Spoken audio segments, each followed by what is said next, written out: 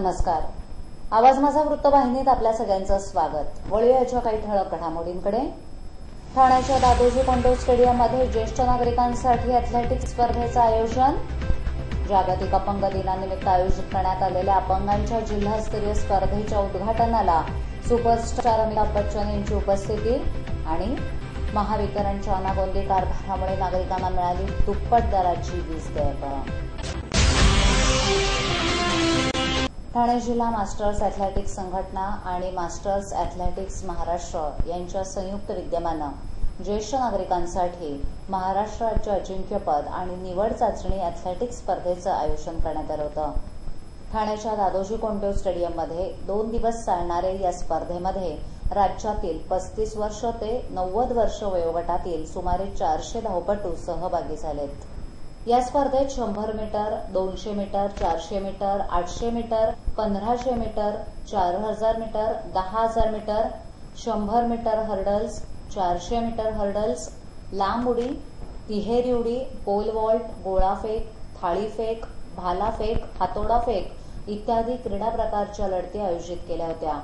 या स्पर्धेसाठी राज्यातील नागपूर, पुणे, यवतमाळ, नाशिक, सांगली, सातारा, मुंबई ठिकाणांहून स्पर्धक स्पर्धेमध्ये सहभागी झाले होते. 100 मीटर तसंच 200 मीटर धावून घरी टीव्ही आणि संगणकासमोर बसणाऱ्या युवकांना या स्पर्धेतील वयोवृद्धांनी चांगलाच आदर्श घालून दिलाय. आजच्या तरुणांनी आणि ज्येष्ठांनी घरी बसून न राहता सतत व्यायाम करावा आणि क्रियाशील राहावं असा संदेशच या स्पर्धकांनी सर्व युवकांना आणि वयोवृद्धांना दिलाय. 70 ते 80 वर्ष वयोगटातील स्पर्धेमध्ये महादेव समजिस्कर मुंबई, श्रीपद बुर्डे, चांगदेव बुजाडे यांनी अनुक्रमे प्रथम, द्वितीय आणि तृतीय क्रमांक प्राप्त केला.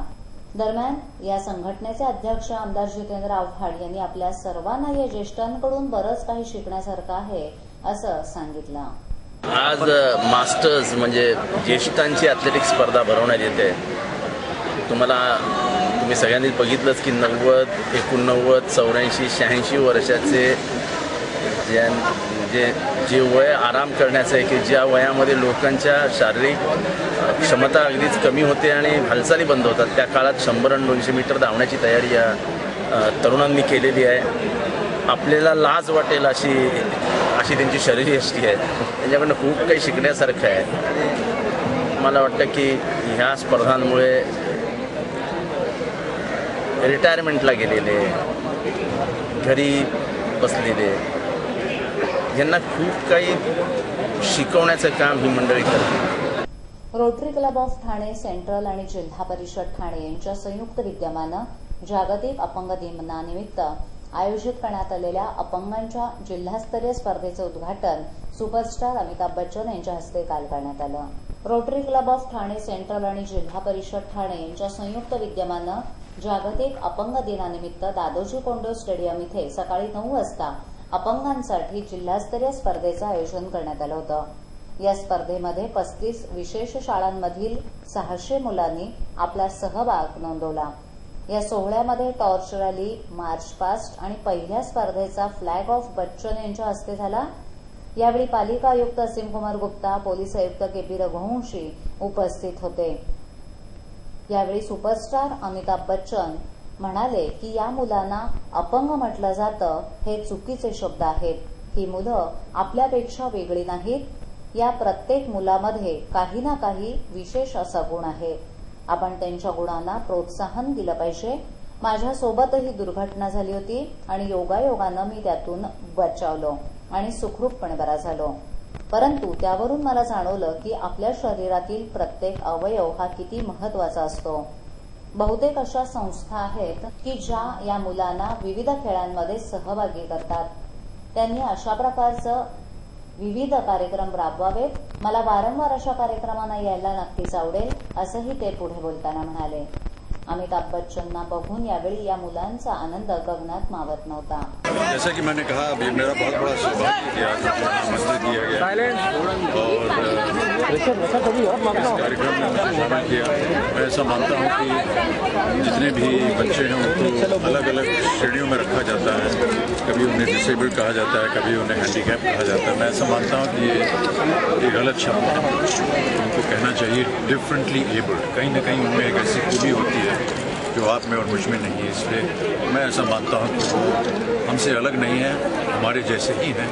और जितना भी उन्हें प्रोत्साहित किया जाए समाज में एक तरह रहने का, उनको ऐसा ना माना जाए कि वो अलग हैं या उनमें कुछ कमियां हैं। मैं ऐसा मानता हूं कि उनमें बहुत ऐसे गुण हैं जो कि आप में और मुझ में नहीं। महावितरणच्या बिलिंग सॉफ्टवेअरमध्ये अचानक तांत्रिक बिघाड झाल्यानं महावितरणनं यंदा शेकडो ठाणेकरांना पाठवलेली बिलं तब्बल दुप्पट किंवा तिप्पट वाटल्याचा आरोप होतोय। या बिघाडामुळे 30 दिवसांऐवजी तब्बल 38 दिवसांची बिलं ग्राहकांना मिळाली आहेत। विशेष म्हणजे वीज नियामक आयोगानं मंजूर केलेल्या दरवाढीनुसार वाढीव रक्कमही या बिलामध्ये समाविष्ट करण्यात आल्यानं ही बिलं कमालीची फुगली आहेत।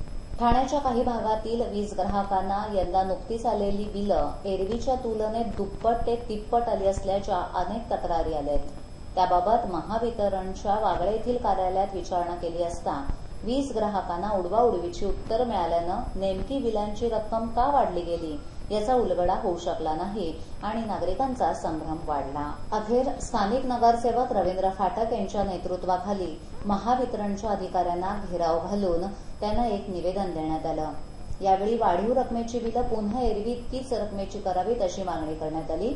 मात्र महानिर्मिती वाढीव खर्चापोटी राज्य वीज नियामक आयोगानं अतिरिक्त वीजभार आकारल्यास परवानगी दिल्यानं सर्व वीज ग्राहकांना वाढीव दरानं बिल आकारणी झाल्याचं महावितरणच्या अधिकाऱ्यांनी या आंदोलकांना सांगितलं।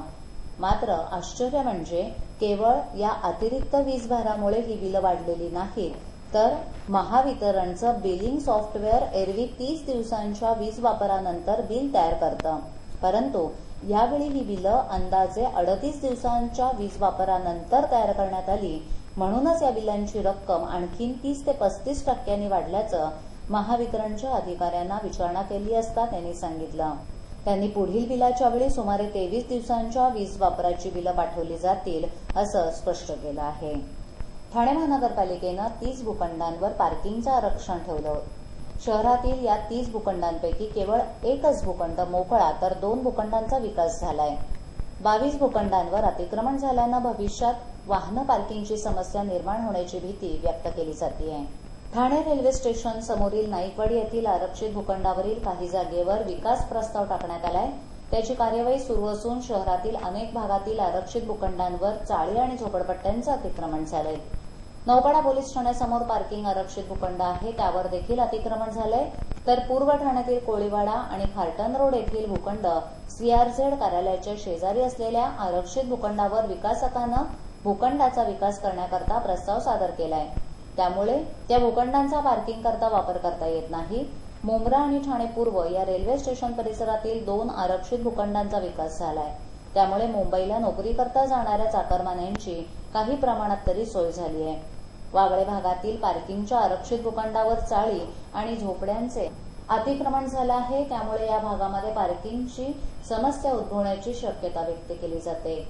शहरातील रस्त्यांवर पे अँड पार्कची योजना राबवून नागरिकांना शिस्त लावण्याचा प्रयत्न ठाणे महानगरपालिका करत आहे।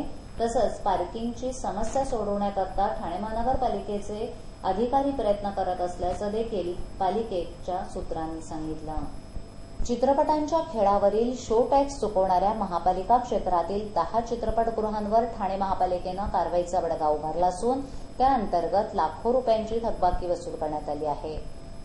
ठाण्यातील प्रभात, वंदना आणि प्रताप या नावाजलेल्या सिनेमागृहांचाही यात समावेश आहे। याशिवाय मल्हार, गणेश, मुंब्र्यातील आलिशान, सिनेमॅक्स, सिनेवंडर, आयनॉक्स, अशोक या सिनेमागृहांवर देखील कारवाई झाली आहे।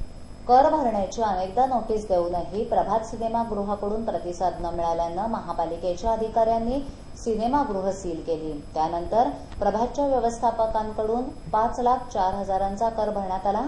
जुन्या 3ही सिनेमागृहांकडून एकूण 15,19,000 रुपयांची वसुली करण्यात आली आहे।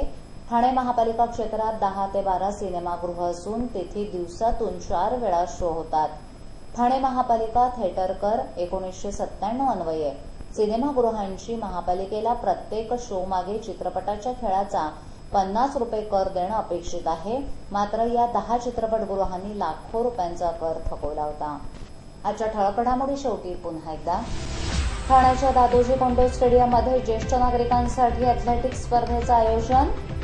जागतिक अपंग दिनानिमित्त आयोजित करण्यात आलेल्या अपंगांच्या जिल्हास्तरीय स्पर्धेच्या उद्घाटनाला सुपरस्टार अमिताभ बच्चन यांची उपस्थिती. आणि महावितरणच्या अनागोंदी कारभारामुळे नागरिकांना मिळाली दुप्पट दराची वीज देयकं. आपल्या विभागातील काही सूचना अथवा समस्या असल्यास त्या आमच्यापर्यंत जरूर पोहोचवा. आम्ही तुमचा आवाज नागरिकांपर्यंत नक्की पोहोचवू. आम्हाला संपर्क करण्यासाठी आमचा पत्ता आवाज माझा 103 साईलेक आदर्श नगर समोर कोलबाट रोड ठाणे पश्चिम. आमचा दूरध्वनी क्रमांक 9775033226. तर मग उद्या पुन्हा भेटू याच वेळी याच ठिकाणी काही नवीन घडामोडींसह आवाज माझा वृत्तवाहिनीत. तोपर्यंत नमस्कार.